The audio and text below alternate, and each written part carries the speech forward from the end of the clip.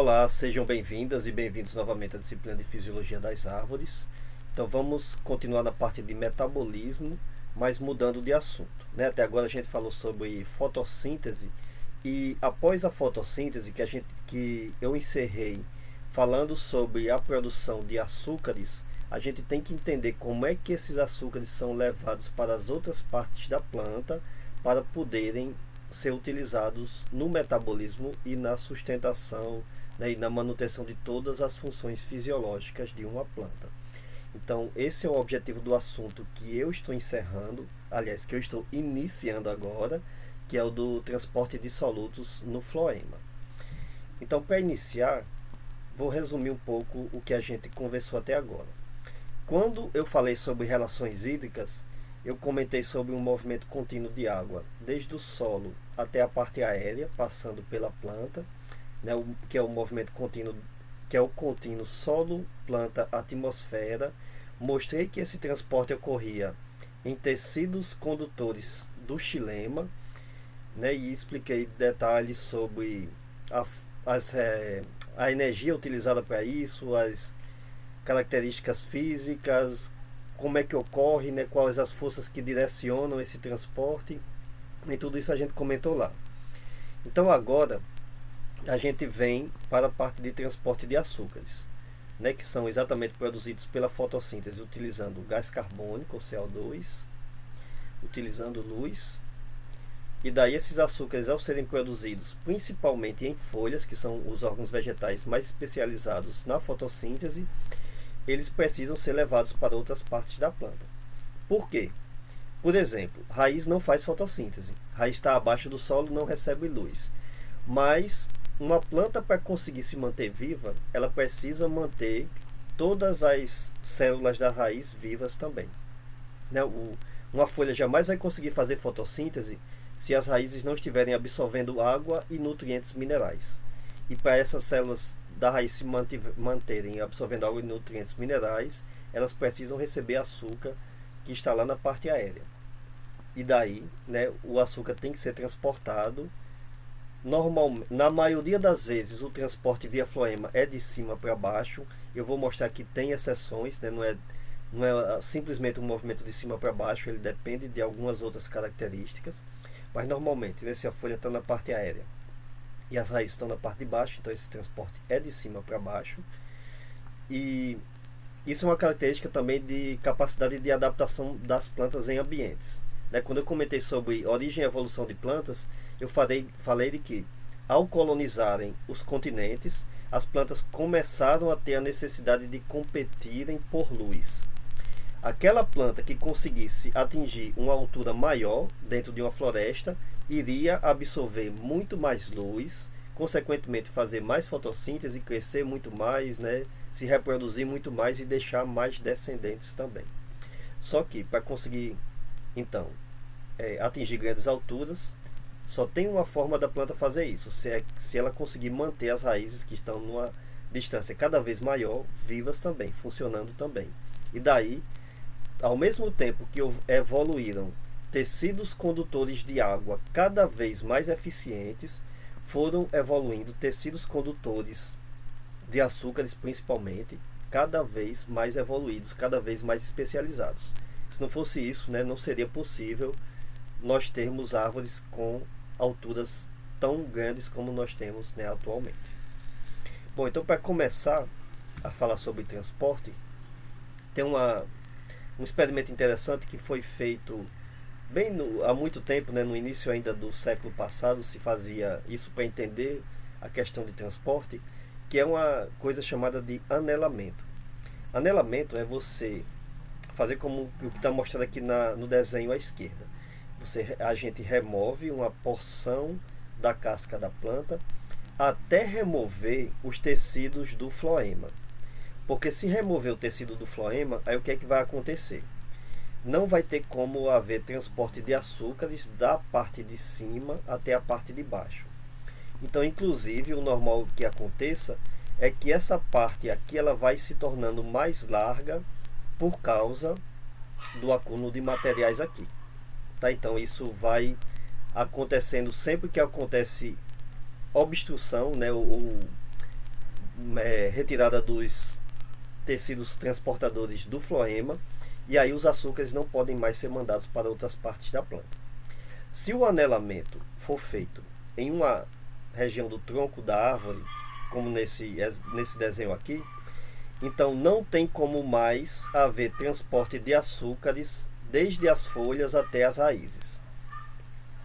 E daí, consequentemente, a planta não vai conseguir manter raízes vivas e não vai continuar podendo absorver água e nutrientes minerais. Então ela acaba morrendo.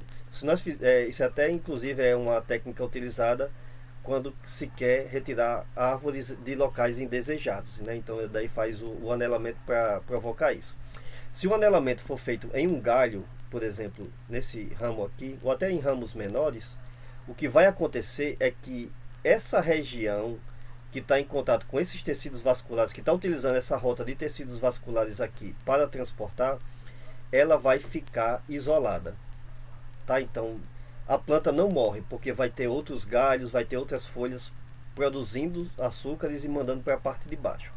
Mas essa região que ficou isolada, ela deixa de ter a sua função de suprir a planta com nutrientes. Então, daí, inclusive com o tempo, vai ocorrer, inclusive, inibição da fotossíntese, porque vão acumular muitos açúcares que vão inibir metabolicamente a fotossíntese. Então, esse galho vai se manter vivo, porque ele vai continuar recebendo água, desde que o anelamento seja feito apenas até a retirada do floema. Se for retirado o xilema também, aí ele deixa de receber água e acaba morrendo.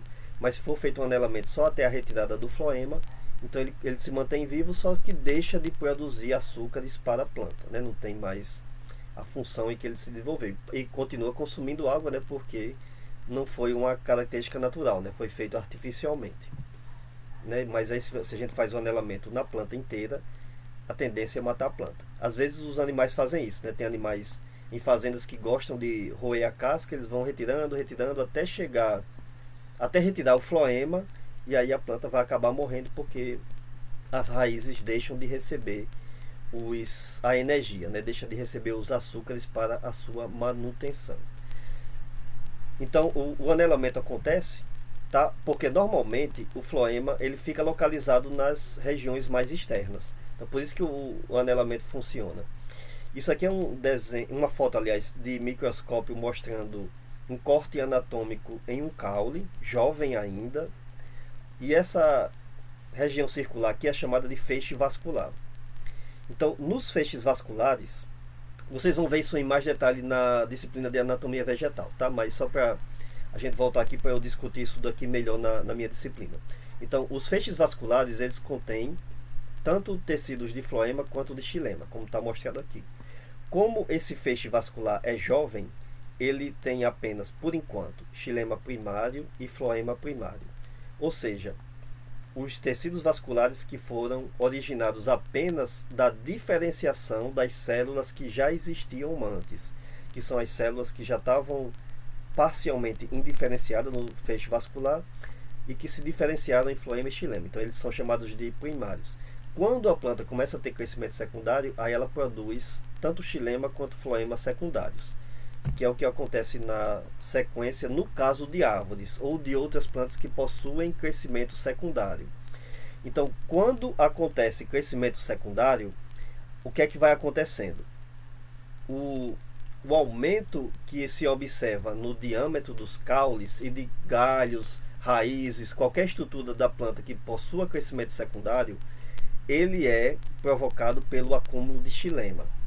Porque o xilema é um tecido mais interno. Na maioria das vezes, no caso de árvores, é sempre mais interno. No caso de outras espécies vegetais, existem algumas exceções.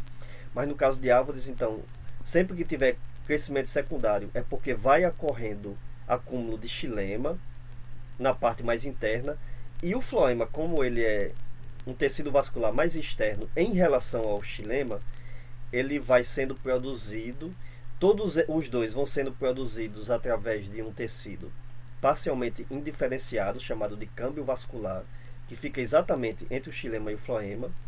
Então, quando acontecem divisões celulares no câmbio vascular, se produz, quando as células derivadas do câmbio vascular se direciona para a parte mais interna, então elas se diferenciam em células do xilema secundário, e quando elas se direcionam para a parte mais externa, elas se diferenciam em células do floema secundário. Só que o xilema é bem fácil de entender, né? A cada novo tecido de xilema formado, as células mais novas vão estar na camada mais externa do xilema. Mas no caso do floema, a cada célula nova do floema, se comparar apenas dentro do floema, tá? O floema mais jovem e o floema mais antigo, como o mais jovem forma-se aqui a partir do câmbio vascular, o mais antigo fica mais externo em relação ao floema mais jovem e, consequentemente, vai sendo empurrado em direção à parte mais externa do caule. Então, com o tempo, a tendência é, inclusive, esse floema mais antigo cair, né, juntamente com a casca da planta, que ela vai caindo naturalmente, né? Ele vai sendo sempre empurrado em direção à parte mais externa. Então o que acontece é o seguinte: quando a gente faz anelamento, eu quero matar uma planta por anelamento, então o anelamento tem que ser feito até retirar não apenas o floema secundário, porque se a gente retirar apenas até o floema secundário, vai continuar existindo câmbio vascular produzindo novas células do floema. Então, o anelamento, na verdade, ele tem que ser feito até a retirada do câmbio vascular. Tá? No meu desenho não ficou perfeito aqui não, mas seria mais ou menos isso aqui, circulando, né, todo esse caule. E daí, então, você retira desde o tecido vascular, inclusive as células que poderiam continuar produzindo novos tecidos do floema. Né? E aí a planta simplesmente perde a capacidade de continuar transportando solutos. Plantas que não têm crescimento secundário, não tem como você fazer anelamento, tá? Por exemplo, uma palmeira. Então aí elas têm um tipo de organização de tecidos vasculares não em formato de anéis. Os tecidos vasculares são espalhados como feixes vasculares ao longo de todo o caule da planta. Se você fizer um anelamento, você vai retirar alguns feixes vasculares, vai causar estresse, vai causar possibilidade de entrada de patógenos e doenças, mas não vai matar, não vai impedir a capacidade que a planta tem de transportar solutos. Então, consequentemente, ela, dependendo do nível de estresse que foi provocado, ela consegue se recuperar. Então, por exemplo, palmeiras são mais resistentes a incêndios do que árvores, né? Principalmente se forem incêndios de mais longa duração, porque um fogo que dura muito tempo tende a matar as células das camadas mais externas, e é nas camadas mais externas em que se localizam as células do floema. Então, se o fogo faz o papel de anelamento, como poderia ser feito artificialmente, então acaba, né, provocando também a morte de algumas árvores. Ok, mas por enquanto o que eu falei até agora foi muito ligado à anatomia, né, e provavelmente vocês já viram isso na outra disciplina. E aqui a gente entra realmente na parte fisiológica da coisa. Então, isso aqui é um detalhe, um esquema mostrando como são as células transportadoras de seiva dentro do floema. Em primeiro lugar, né, uma comparação de célula transportadora do floema e do xilema. Quando eu falei sobre xilema, eu disse que os elementos traqueais do xilema, por exemplo, elementos de vaso e traqueídeos, ao atingirem a idade adulta, eles provocam a morte celular, né? Um tipo de morte celular programada. Ou seja, a membrana, todas as organelas, os componentes celulares, eles são translocados, o que dá para ser translocado, né? O que não dá, não tem como. E daí vem enzimas que degradam a própria estrutura da célula e acaba provocando a morte. E daí, na idade adulta, então, os elementos traqueais do xilema, eles são simplesmente paredes celulares conectadas umas às outras, né? Então são mini canos conectados. No caso do floema é diferente. Na idade adulta não ocorre morte celular, as células se mantêm vivas. O que ocorre é a perda de algumas organelas e a perda da membrana aliás, a perda do vacúolo, porque a membrana do vacúolo, o tonoplasto, ele é degradado quando a célula transportadora do floema chega na idade adulta. O floema, assim como o xilema, é um tecido composto. Ele não é formado apenas por células transportadoras. Ele é formado por mais de um tipo de célula. Tá? Tem a célula transportadora, mas também tem células parenquimáticas normais, como existe também no xilema. Existem células de fibras, né? Ou seja, tem toda uma estrutura mais complexa, porque precisa de ter resistência, então tem as fibras, precisa de ter acúmulo temporário e alguns outros processos ligados ao controle do transporte, então mantém algumas outras células vivas também do parênquima próximo ao floema. Mas quem transporta a seiva no floema são essas células que estão representadas aqui nesse desenho, chamados de elementos de tubo crivado, que é o que ocorre nas angiospermas. Nas gimnospermas existe uma outra célula transportadora chamada de célula crivada, que tem uma estrutura semelhante, tem uma função semelhante ao elemento de tubo crivado, só que é uma célula mais simples. Por exemplo, a célula crivada, na sua extremidade, ela não possui uma placa crivada, como essa que está desenhada aqui, né, que existe no elemento de tubo crivado. Isso daqui, né, já dá para entender que serve exatamente para permitir uma conexão, permitir uma resistência pequena quando um elemento de tubo crivado estiver em contato com o outro, como está mostrado aqui no desenho em B. Né? Então tem várias placas crivadas aqui, de contato uma com a outra. Essas placas crivadas são muito maiores do que os plasmodesmas em seu diâmetro, então o transporte de seiva aqui ocorre com uma resistência muito menor. E por que ocorre a perda e a morte também do vacúolo? Porque exatamente para diminuir a resistência. Né? Se a gente levar em conta que em uma célula vegetal o vacúolo ocupa normalmente 90% do volume, então não seria uma boa ideia, né, entre aspas, manter um vacúolo funcional, manter um vacúolo vivo, porque a única coisa que ele iria fazer em uma célula transportadora de seiva seria oferecer maior resistência ao fluxo de seiva. Né? Se a seiva tiver que ocorrer atravessando a membrana do vacúolo, ela seria transportada com uma resistência muito maior. Então daí essas células transportadoras do floema, elas perdem vacúolos, elas perdem algumas organelas, algumas outras são modificadas, ok, como está mostrado aqui, e elas, né, o plastídeo, por exemplo, ele é modificado, ele deixa de exercer algumas funções, e normalmente tanto as organelas como algumas proteínas que estão desenhadas aqui, e o retículo endoplasmático também, todos eles acabam ficando localizados mais próximos às paredes celulares, mais afastados da parte central da célula.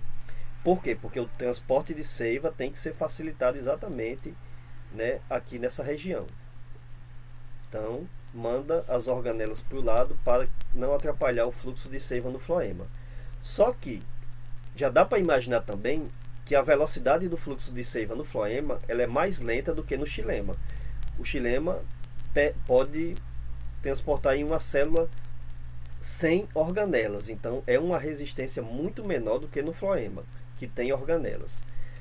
Porque então no floema, mesmo as células perdendo algumas organelas, elas mantêm outras. Se isso atrapalha, né, mesmo não atrapalhando muito, mas atrapalha de alguma forma a velocidade do transporte no floema. É que a seiva do floema ela é muito mais complexa. É aquilo que na escola, né, provavelmente vocês aprenderam como seiva elaborada, que eu falei que esse nome já mudou, né? Hoje nós chamamos de seiva do xilema e seiva do floema. E aí eu expliquei lá em xilema por quê, né? Porque a seiva do xilema, apesar dela ser muito mais simples, ela tem uma certa elaboração, ela tem uma certa quantidade de solutos orgânicos transportados nela.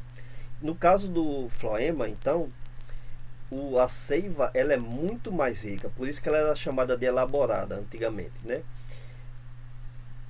Então tem muitos açúcares, tem muitos aminoácidos, RNA, proteínas, nucleotídeos, minerais.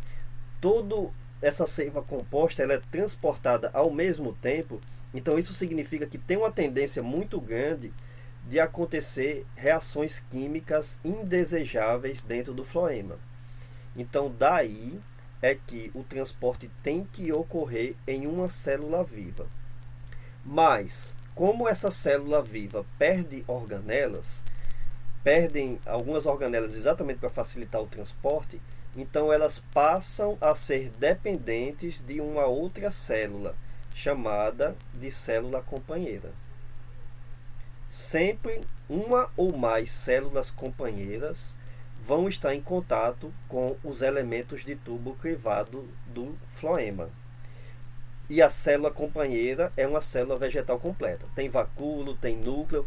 O próprio elemento de tubo crivado ele perde o núcleo também, tá? Então a célula companheira sim, ela é completa. Ela tem núcleo, tem todas as organelas, né? Então faz o seu metabolismo normal. Consequentemente, algumas necessidades básicas de manutenção dos elementos de tubo crivado são mantidos via funcionamento da célula companheira. Inclusive, processos ligados ao controle do que está sendo transportado aqui no floema, eles vão ser controlados também pela célula companheira, porque é a única que tem núcleo, é a única que consegue fazer o controle a nível genético, né, do que vai ser transportado ali, porque vão ocorrer problemas, tá? Vai ter situações da planta ter que se defender, por exemplo, contra transporte de vírus no floema, que acontece muitas vezes, de transporte de alguma substância tóxica ou de alguma substância que pode causar problemas de reação. Então todo esse processo de controle das reações químicas para manter um transporte o mais eficiente possível, ele vai ser feito pela célula companheira, tá? Ela quem está ali do lado mantendo esse suporte. Então a gente já entende o seguinte: energeticamente, para o transporte no xilema, não vale a pena a planta manter uma célula viva. Então, ela gastaria muito mais energia transportando uma seiva muito mais diluída. Não pode acontecer problemas de reações indesejáveis no xilema? Sim, podem e acontecem. No floema, a questão é que, como essa seiva é muito rica, como a planta gastou muita energia para produzir essa seiva rica, a partir do momento em que ocorrem reações químicas indesejáveis, a perda para as plantas é muito grande. Então daí vale a pena manter uma célula viva transportando essa seiva muito rica do que correr o risco de perder as substâncias que estão sendo transportadas ali. Tá? Então por isso que existe essa diferença entre células transportadoras do floema e do xilema. Então aqui são fotos de microscópio mostrando elementos de tubo crivado aqui abaixo e células companheiras em contato com elas. Então observe a diferença de tamanho entre o elemento de tubo crivado. Então, o elemento de tubo crivado ele precisa ser muito maior para oferecer resistência menor durante o transporte. A célula companheira não precisa disso, né? O importante é que ela consiga manter uma estrutura funcional, contendo as organelas necessárias para controlar o transporte dentro dos elementos de tubo crivado do floema e manter também toda essa parte viva aqui, né? Manter essas células vivas. Então vocês observam como as células companheiras elas são densas em organelas, né? Mais uma vez lembrando, são células vegetais completas, tem toda a estrutura normal de uma célula vegetal, inclusive núcleo, inclusive vacúolo, porque ela não transporta, mas ela controla o que está sendo transportado nos elementos de tubo crivado. E aqui são outras fotos de microscópio mostrando aqui em corte transversal na letra B e aqui em corte longitudinal na letra A, na verdade, né? A letra B é só essa pequena parte aqui. Então na letra B a gente tem um destaque das placas crivadas, dos elementos de tubo crivado do floema. Você vê aqui como elas possuem diâmetro grande. Então isso daqui é um diâmetro muito maior do que a plasmodesma, né, que a gente estudou até agora, né, durante os transportes, indicando que exatamente daí aqui um detalhe das placas crivadas, né, aqui não obstruídas, né, mantendo o transporte aqui facilitado, né, ao longo do floema. Tem uma outra coisa no floema interessante que é o seguinte: que está muito relacionado à questão de ser uma seiva muito rica, muito importante para a planta, o que está sendo transportado ali. São proteínas e outras substâncias que têm a capacidade de obstruir o transporte de seiva a partir do momento em que a planta sofre algum dano no floema. Que, né, só voltar aqui um pouco para mostrar, comentar um pouco isso. São proteínas que se localizam também aqui próximo às organelas que estão na extremidade lateral da célula. Essas proteínas são chamadas de proteínas P, então elas ficam localizadas bem aqui nessa região. Existem de vários tipos, tá? E tem uma função muito parecida com a das nossas plaquetas sanguíneas, né? Quando a gente sofre um ferimento que causa danos em vaso condutor, né, do nosso corpo. Então o que é que acontece? A primeira forma de estancar o derramamento de sangue são as plaquetas que coagulam ali próximo ao contato com o oxigênio e fecham, né, o ferimento. Depois vai ocorrer divisões celulares para produzir um tecido de cicatrização e depois vai ocorrer outras divisões celulares para recuperar o tecido que sofreu o dano. Então, no caso do floema de plantas, a gente pode fazer essa analogia. Quando ocorre algum dano que provoca ferimento no floema da planta, essa seiva é muito rica. A planta não pode se dar o luxo de perder essa seiva. Então, essas proteínas, chamadas de proteínas P, que ficam na lateral, a primeira coisa que elas fazem é descer para obstruir as placas crivadas dos elementos de tubo crivado. Ou seja, estancou o derramamento ali. Em seguida, ocorre um outro processo que é a síntese de compostos de alguns açúcares aqui, principalmente calose, né, que é um polissacarídeo, que também obstrui de forma mais eficiente, né? A proteína P é imediata, né? Então ela cai, alterou pressão dentro do floema por causa de ferimento, as proteínas P imediatamente descem para obstruir o transporte de seiva. Só que essa obstrução não é muito eficiente, né? Ela é temporária, né? Então, digamos assim, é emergencial. Em seguida, a planta produz a calose, que aí ela obstrui realmente de forma eficiente aquele vaso, então ele fica isolado ali. Quando a planta cicatriza o ferimento, aí essa calose é removida e, consequentemente, as proteínas P já haviam sido removidas antes, depois da formação da calose, então elas são retiradas e aí a planta cicatrizou o seu ferimento, ela pode voltar a utilizar aquele floema que sofreu o ferimento. Se é claro que se for um ferimento muito grande, aí ela vai ter que produzir outras células de floema, né? Mas se for um ferimento relativamente pequeno, que apenas obstruiu algumas células do floema, ela pode voltar a utilizar aquilo. Provavelmente vai ter que sintetizar novamente alguns outros elementos de tubo crivado, mas ela vai poder voltar a utilizar aquela rota durante o transporte. Ok? Então, em analogia, né, semelhante ao que acontece no transporte em animais, é isso que acontece no floema. Uma outra analogia interessante do floema com o transporte de sangue em animais é o seguinte. Quando eu comentei sobre xilema, eu falei que o transporte ocorre principalmente por diferença de pressão. É claro que na física do transporte no xilema é por diferença de potencial hídrico. Mas quem determina a diferença de potencial hídrico dentro do xilema é a diferença de pressão entre a folha que está transpirando e a raiz que está absorvendo água.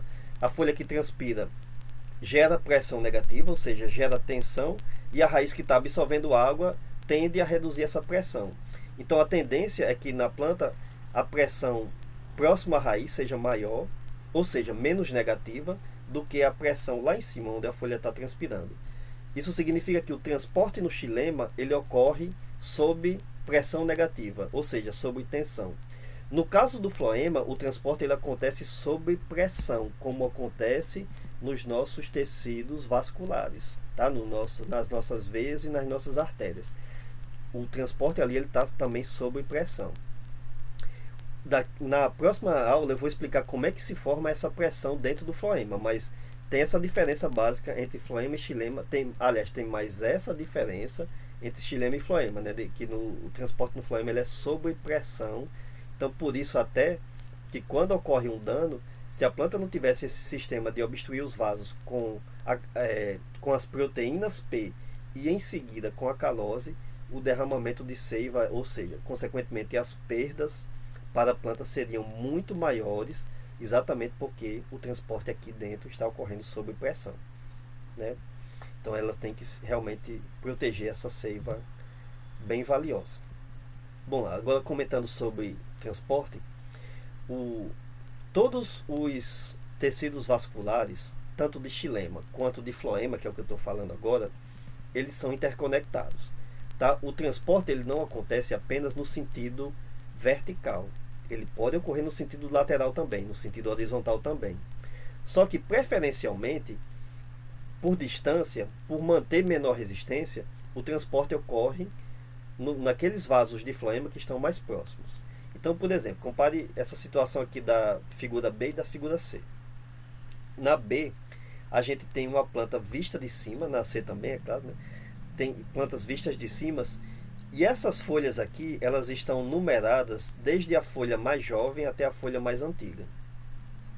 Tá? Então, tu vê aqui 1, 2, então essa numeração é de acordo com a idade das folhas.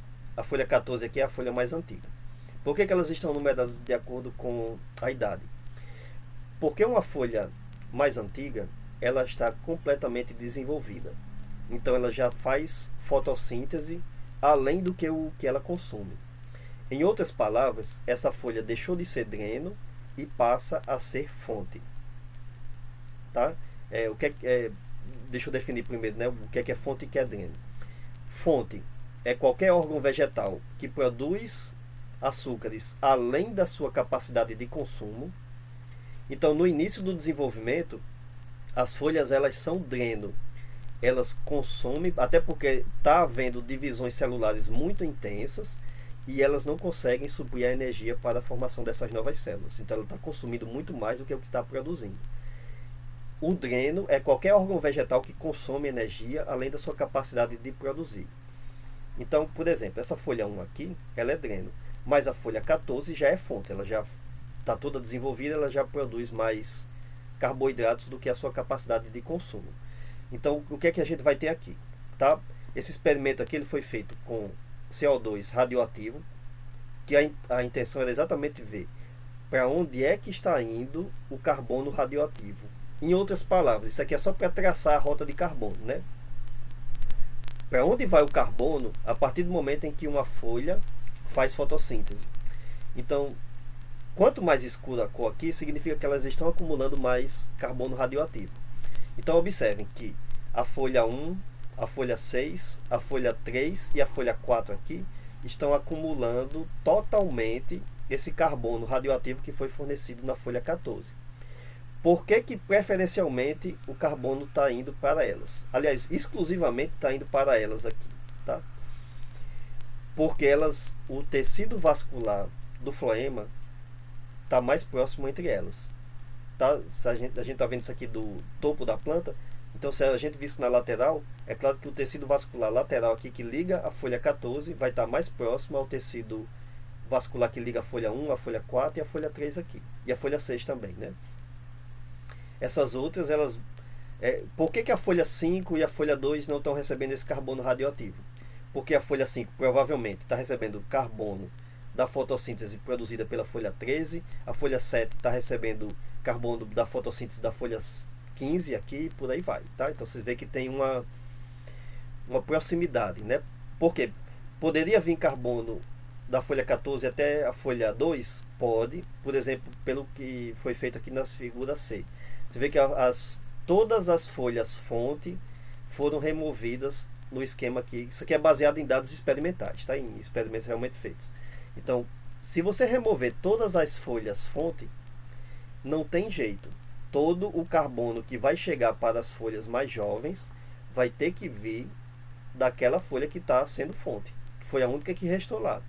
Então, nessa situação aqui, se você está fornecendo carbono 14 apenas para a folha 10 aqui, não tem jeito, né? A planta dá um jeito de redistribuir. Com certeza vai ter uma resistência maior para a seiva chegar até a folha 3 do que o que ela leva, do que a resistência para chegar à folha 2, mas não tem jeito, tem que chegar de alguma forma ali. Então, se é removido a fonte que está mais próxima a ela, a planta dá um jeito de redistribuir.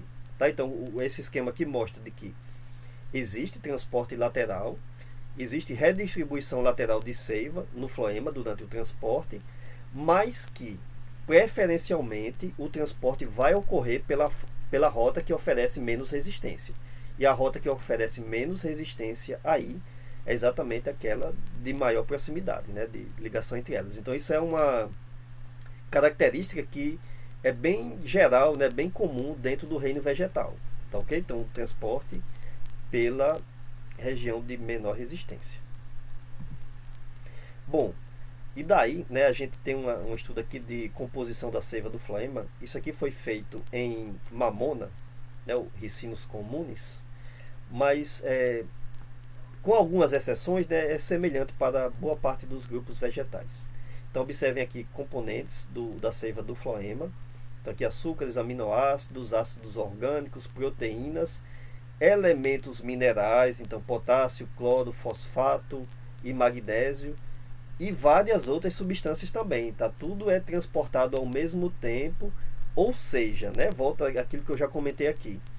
A tendência é de que esses compostos possam reagir uns com os outros, né, possam provocar reações, e quando ocorrem reações indesejáveis, isso pode inclusive impossibilitar o transporte. Então a planta quer mandar açúcar para a raiz, mas se ela vai reagir com alguma outra substância aqui, poderia correr o risco desse transporte ser impedido. Então isso não é interessante para a planta, né? Ela investe muito para a produção desses açúcares, ela precisa mandar eles eficientemente até o local de necessidade, né? Ou seja, da fonte que está sendo produzida até o dreno que precisa consumir, porque se o dreno não consumir esses açúcares, ele vai deixar de manter a fonte também lá em cima, né? Tudo funcionando em balanço, né? Mais ou menos. Só que, né, então, tem uma seiva muito complexa que precisa evitar reações indesejáveis, por isso que o transporte acontece em células vivas, mas observem que a concentração de açúcares é a maior em comparação a essas outras substâncias. Né? Então, esse aqui tem uma relação mais ou menos de concentração, né, do maior para o menor, então você vê que vai diminuindo. Ou seja, açúcares são os principais componentes realmente da seiva do floema. Por quê? Porque é exatamente o que as folhas que fazem fotossíntese ou outro órgão vegetal que faça fotossíntese vão produzir em maior quantidade. E daí, né, vem alguns outros compostos também que são metabolizados próximo às fontes e que também são transportados de acordo com a necessidade via floema. Okay? Então, remobilização de elementos minerais, transporte de proteínas e por aí vai, né? De vez em quando a planta precisa fazer essas alterações para manter o seu funcionamento, né? Mas essa questão de remobilização de elementos minerais, eu comentei isso lá em nutrição mineral, né? E alguns outros processos aqui ligados à síntese, né? E utilização desses materiais eu vou comentar ainda aqui na disciplina. Bom, como é que se faz para a determinação da composição de seiva no floema? Tá? Antes de comentar sobre os açúcares transportados, deixa eu comentar um pouco como é que faz coleta de seiva. A gente poderia fazer uma analogia do seguinte: bom, quando eu quero coletar sangue para fazer qualquer exame, o que é que faz, né? Vai o enfermeiro ou a enfermeira, o técnico ou a técnica de enfermagem, insere uma seringa na artéria, puxa um pouco do sangue, de acordo com o tipo de exame que você vai fazer, né? Então puxa um pouco aquilo ali e daí leva para o laboratório.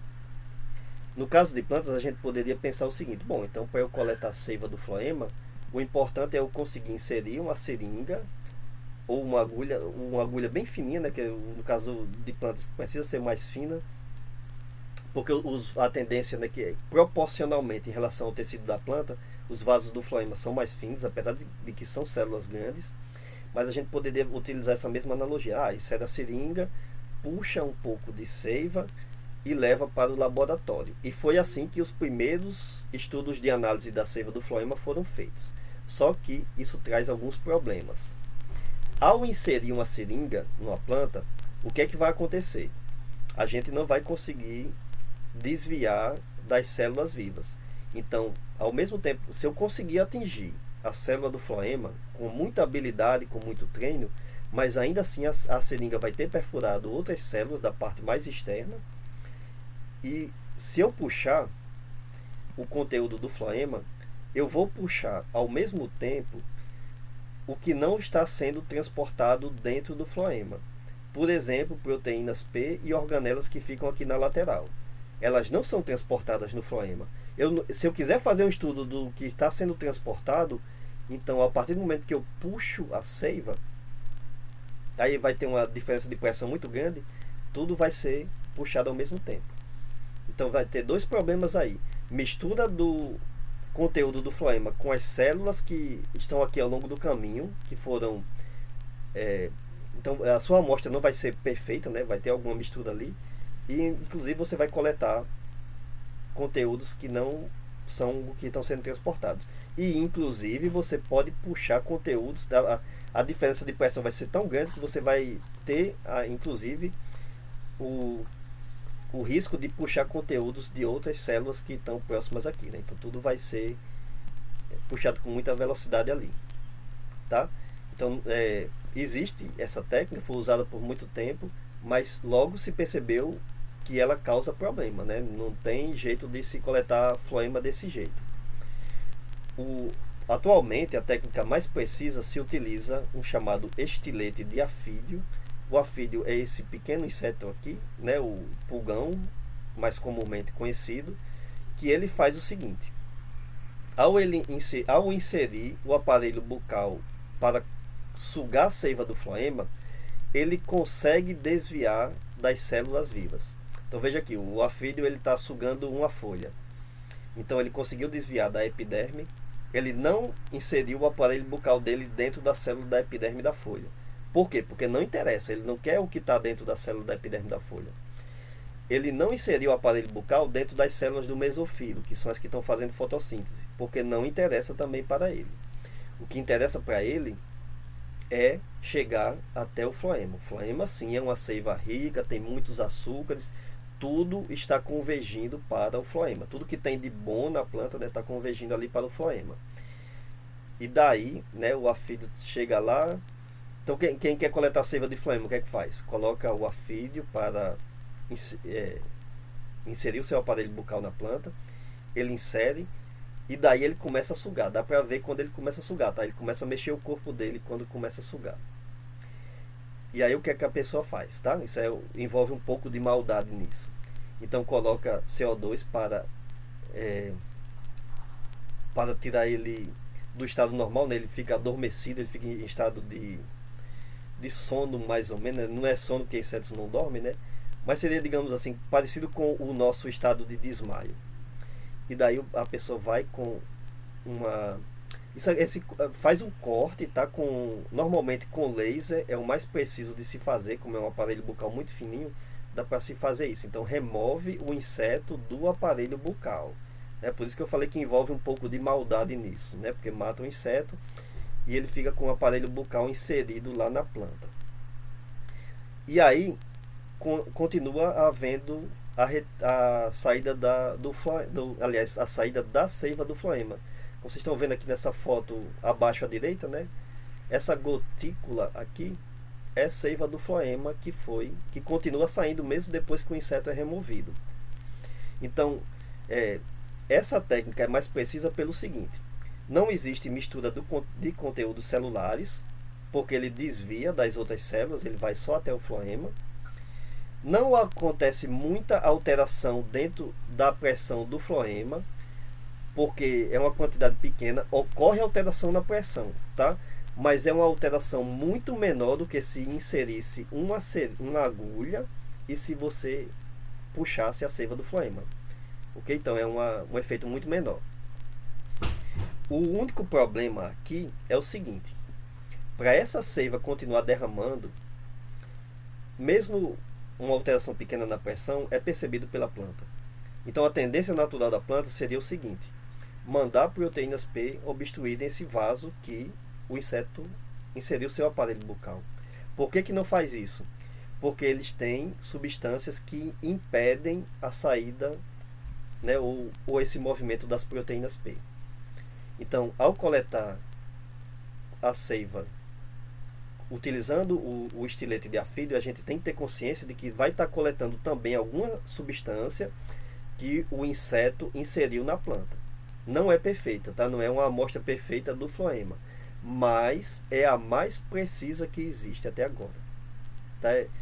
É cansativo, é difícil fazer, tem que ter muita habilidade, a quantidade coletada é pequena, mas como as técnicas de análise foram evoluindo também, se tornou, né, uma coisa precisa e hoje em dia é analisado com muito mais facilidade do que há alguns anos atrás. Então, se quiser ter realmente uma coleta precisa, para fazer um estudo como o que a gente viu ali na tabela da mamona, então a gente utiliza essa técnica aqui para a coleta de seiva dentro do floema. Ok? Bom, e depois da coleta, né, quais são, para comentar aqui sobre açúcares transportados no floema. Nesse esquema aqui, né, da estrutura química, eu tenho aqui tenho aqui 3 hexoses, né, que são açúcares contendo 6 carbonos. Então, glicose, manose e frutose aqui. É perigoso para a planta transportar qualquer um desses 3 açúcares aqui no floema, porque eles possuem locais que são muito reativos, que são exatamente essas extremidades chamadas de redutoras aqui. No caso de glicose e manose, existe um grupo aldeído, que ele é redutor, ou seja, que ele provoca reações de oxirredução, ele doa elétrons, né, então vai ocorrendo... transportar açúcares redutores é problemático para a planta, ela poderia estar correndo o risco de provocar reações químicas indesejáveis. A frutose também, ele tem o grupo cetona, que é reativo, que é redutor, né, então causaria o mesmo tipo de problema.